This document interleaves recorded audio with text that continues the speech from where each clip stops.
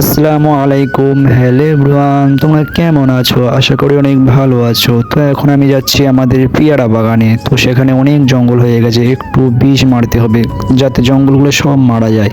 তো ঠিক আছে, এখন এই ধান বাগান দিয়ে আমি হেঁটে হেঁটে যাচ্ছি। তো অনেক কাদা, ঠিক আছে, অনেক কষ্ট হচ্ছে। তো দেখো, এটা আমাদের বাগানের চার সাইডের লোকেশনটা কত সুন্দর, তোমরা দেখো আর কমেন্ট করো, জানাও কেমন লাগছে। ওপারে আমাদের পেয়ারা বাগান আছে, এটা হলো আমাদের বাগান, ঠিক আছে। এই সাইডে ধান বাগান আছে। তো এখন আমি বিষ মারবো, তোমরা দেখো। তো দেখো, আমি এখন এই বিষ মারছি, তোমরা দেখতে থাকো। অনেক সাবধানে মারতে হচ্ছে, কারণ এখানে পেয়ারা গাছও আছে, কলমচা গাছও আছে। আর কি বলবো, ড্যামটা এতই ভারী যে কাঁধ অবশ হয়ে যাচ্ছে।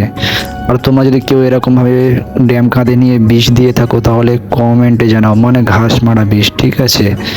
তো দেখো কেমনভাবে আমি বিষ মারছি। আর সামনে দেখতে পাচ্ছ তো মেন রোড, ওখানে গাড়ি আছে, ঠিক আছে। তো তোমরা তো জানো এখানে পেয়ারা বিখ্যাত। আর পেয়ারা বিখ্যাত কোথায় তোমরা জানো কি? যদি জেনে থাকো তাহলে কমেন্টে জানাও, ঠিক আছে গাইস। তো গাইস দেখো, আমার বিষ মারা হয়ে গেছে। এবার আমি যাব আমাদের দ্বিতীয় বাগানে। তো গাইস দেখো, এটা আমাদের দ্বিতীয় বাগান, ঠিক আছে। মানে আমার এখনো আর একটা বাগান মারতে হবে, মানে মোট তিনটে বাগান। তো গাইস দেখো, আমাদের বাগান পাশে টমেটো বাগান আছে, আর অন্যজনের পেয়ারা বাগানে করমচা বাগান আছে।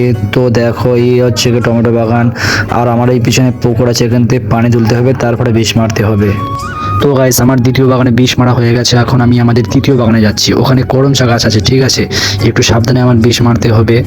তো এখানে এসে দেখি পুরো লালে লাল, এখানেও কত টমেটো গাছ আছে, ঠিক আছে। কিন্তু টমেটোর কোনো দাম নেই বলে মানুষ এখন টমেটো তুলছে না, বেকার বেকার পড়ে আছে। তো দেখো, এটা হচ্ছে কি আমাদের বাগান, আমি এখানে হচ্ছে কি বিষ মারবো, ঠিক আছে। ততক্ষণে আমি বিষ মারি, তারপরে তোমাদের সাথে দেখা হচ্ছে। তো গাইস, অনেক কষ্টের পরে তিনটে বাগানে বিষ মারা হয়ে গেল। আর আমার যদি এই ব্লগটি ভালো লাগে থাকে, তোমরা কমেন্ট, শেয়ার, লাইক এবং সাবস্ক্রাইব করতে ভুলবেন না। তো পরের ব্লগে দেখা হচ্ছে ইনশাল্লাহ।